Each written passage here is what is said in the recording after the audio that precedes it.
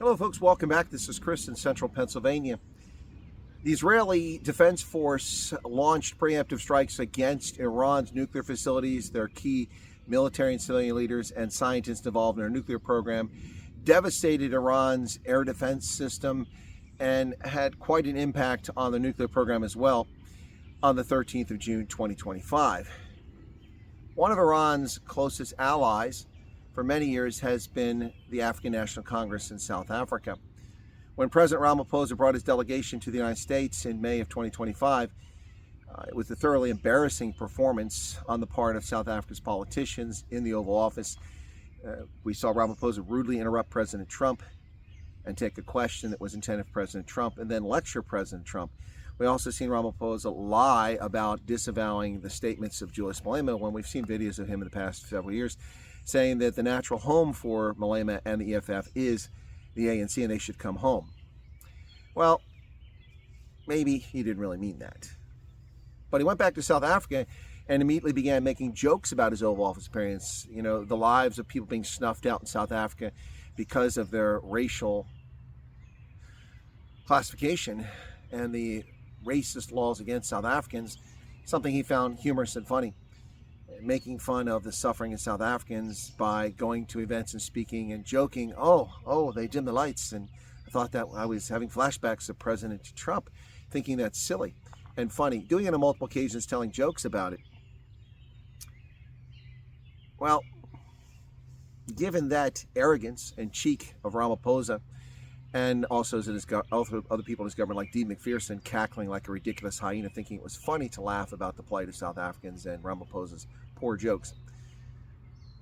It is quite the different response today as the world wakes up to Iran under attack and its nuclear program being crushed by Israel. Thank goodness that Iran is not going to get a nuclear weapon now anytime soon, courtesy of this attack.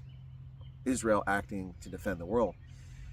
South Africa is strangely silent after running their yap and filing a bogus genocide case against Israel over Gaza in the International Court of Justice and wasting South African taxpayers' money for that case and bringing shame to themselves and acting like pariahs.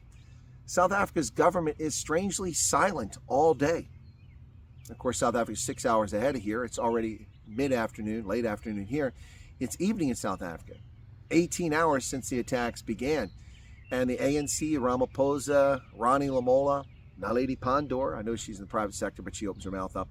Not a word to say about their friends, their state sponsors of terrorism who fund the Houthis in Yemen to murder people, who fund Hamas in Gaza to murder people, who fund terrorists in Lebanon as well. No solidarity, no statements of support. Have the ANC politicians woken up to the reality that the silly game that they've been playing and getting away with for years is deadly serious? It's deadly serious. For the first time in living memory, ANC politicians have kept their cake holes shut and not had a stupid comment to make. Do they realize that this is real? Have they woken up? Somehow I doubt it. But it is refreshing to see ANC politicians not squealing and screaming about the righteousness of the Iranian mullah's cause in supporting state terror and murdering civilians around the world. It is interesting to see that. Will it continue? Will the ANC continue this restraint? I doubt it. They'll sniff the room and get a sense of where they can act like fools. But for the moment, not only is the ANC silent, but the entire South African government is silent on this issue. Knowing full well that what Israel did was righteous and just and necessary. And so they're quiet.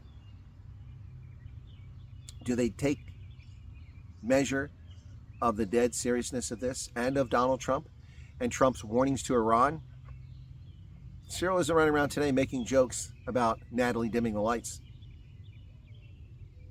And it's about time. It's refreshing to see South African politicians not commenting when they shouldn't comment. Actually, they should comment on this. They should condemn Iran for its nuclear program and its support of the Houthis and Hezbollah in Lebanon and Hamas in Gaza. But they won't. Why? Because they're fellow travelers steeped in the arts of oppressing people and murdering innocent civilians.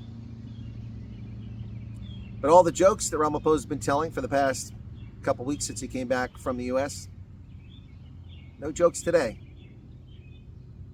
Are you hearing now? I cautioned you, President Ramaphosa. Not a threat, just a warning of what you shouldn't do when you went to Washington, and you and your delegation did everything I said you shouldn't do. And then you doubled down and went home and made jokes about it, insulting President Trump in the United States yet again. You didn't learn any lessons. But today, the 13th of June, on Friends and Family Only, FAFO, Friends and Family Only Friday, you're silent. Something you should have been when you went back. Now, does anybody really think that the relationship between South Africa and the United States was reset by that meeting? If you do, I have some beachfront property I'd like to sell you in the Karoo in South Africa. Good price on it. You'll love it. There's no beaches in the Karoo. What say you, South Africa? What say you, Mzansi? Thanks for tuning in, folks. Be sure to hit the like button and leave a comment behind. Unless you're a shrewful, hateful hate wanker, then just keep on walking. Cheers.